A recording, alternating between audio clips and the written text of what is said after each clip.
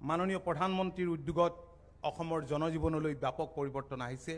নৰেন্দ্ৰ মোদী ডাঙৰীয়া দেশৰ প্ৰধানমন্ত্ৰী হোৱাৰ পাছত অসম তথা উত্তৰ পূৰ্বাঞ্চললৈ যে ব্যাপক পৰিৱৰ্তন আহিছে এয়া দৃশ্যমান, এয়া ভিজিবল। আৰু আধুনিক অসম নিৰ্মাণৰ খনিকৰ ডক্টৰ হিমন্ত বিশ্ব শৰ্মা ডাঙৰীয়াই যোৱা 3.5 বছৰত আমাৰ ৰাজ্যখন আগবঢ়াই লৈ যাবৰ কাৰণে বিভিন্ন ধৰণৰ পৰিকল্পনা কৰিছে আৰু সেই পৰিকল্পনাবোৰ বহুখিনিয়ে ইতিমধ্যে সাকাৰ ৰূপ পাইছে।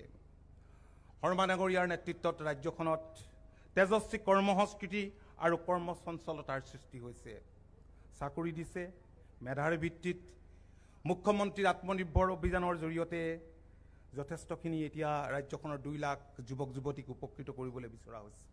আজি ইয়াত PNRDৰ লগতে কৃষি বিভাগৰ এটা বিশেষ আঁচনি আপোনালোকে জানে, দাজুগা আঁচনিৰ অধীনত এছমাম আঁচনিৰ অধীনত 32.64 কোটি টকা আমাৰ চৰকাৰে লাভ কৰিছে। মাননীয় কেন্দ্ৰীয় মন্ত্ৰী চৌহানজীক বহুত বহুত ধন্যবাদ জনাইছোঁ।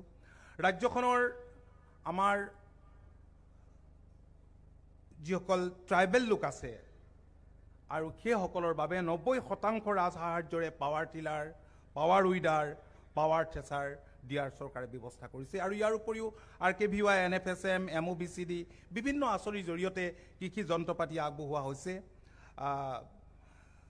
VLFMB আছে আৰু বহুতখিনি FPC আছে।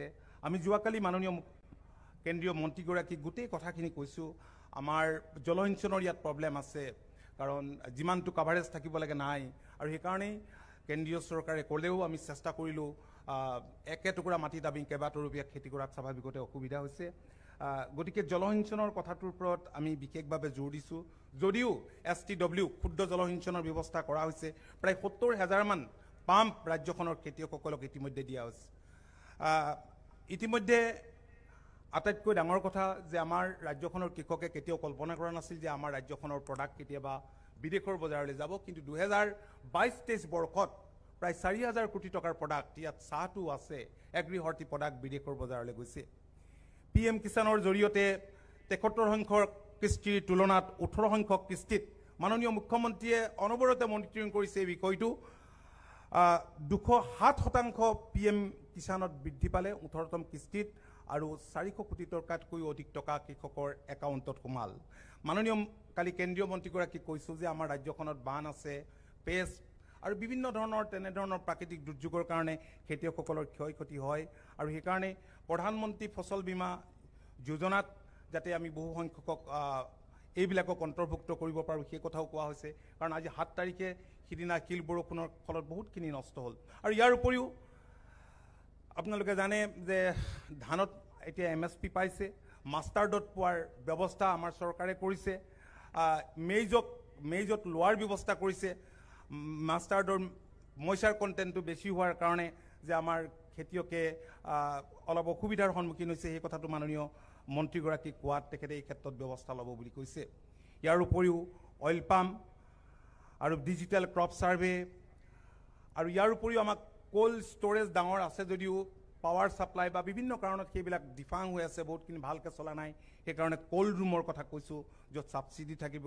ইয়াৰ উপৰিও মাননীয় মুখ্যমন্ত্ৰীয়ে সদায় আমাক কৈ আছে বাণিজ্যিক মূল্য থকাৰ খেতি, আৰু সেইকাৰণে millet mission, fodder mission, floriculture mission এইবিলাকো আমি লৈছোঁ।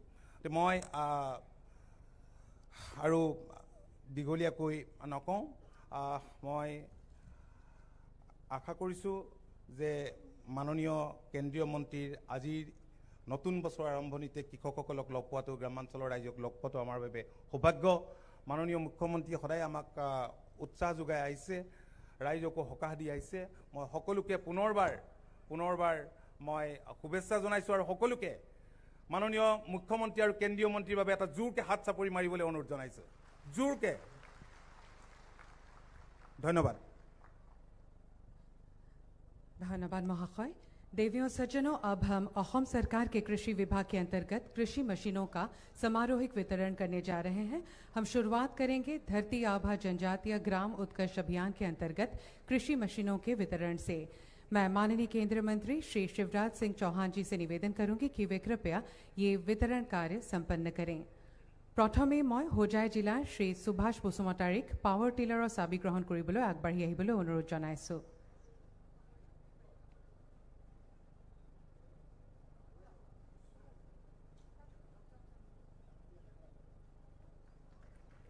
ধন্যবাদ। এইবাৰ হোজাই জিলাৰে শ্ৰী বিপিন ৰাজবংশীক পাৱাৰ অপাৰেটেড থ্ৰেচাৰৰ চাবি গ্ৰহণ কৰিবলৈ আগবাঢ়ি আহিবলৈ অনুৰোধ জনাইছোঁ।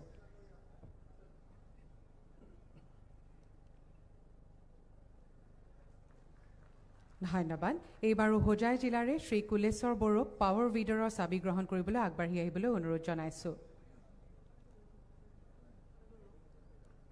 धन्यवाद। अब राष्ट्रीय खाद्य सुरक्षा अभियान के अंतर्गत कृषि मशीनों का वितरण करने के लिए मैं माननीय केंद्रीय मंत्री महोदय से पुनः निवेदन करती हूँ।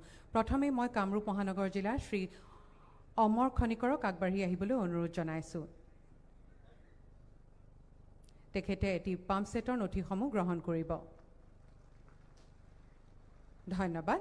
এইবাৰো কামৰূপ মহানগৰ জিলাৰে কাল্টন চাংমাক পাৱাৰ স্প্ৰেয়াৰৰ নথিসমূহ গ্ৰহণ কৰিবলৈ আগবাঢ়ি আহিবলৈ অনুৰোধ জনাইছোঁ। धन्यवाद। अब मैं माननीय केंद्रीय मंत्री महोदय से निवेदन करूंगी कि वे कृपया mission organic value chain development for north east region के अंतर्गत कृषि मशीनों का वितरण करें।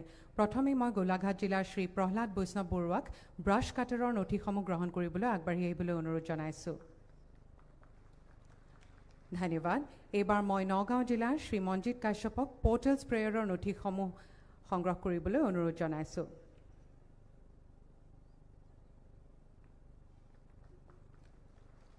धन्यवाद। अब मैं माननीय केंद्रीय मंत्री महोदय से निवेदन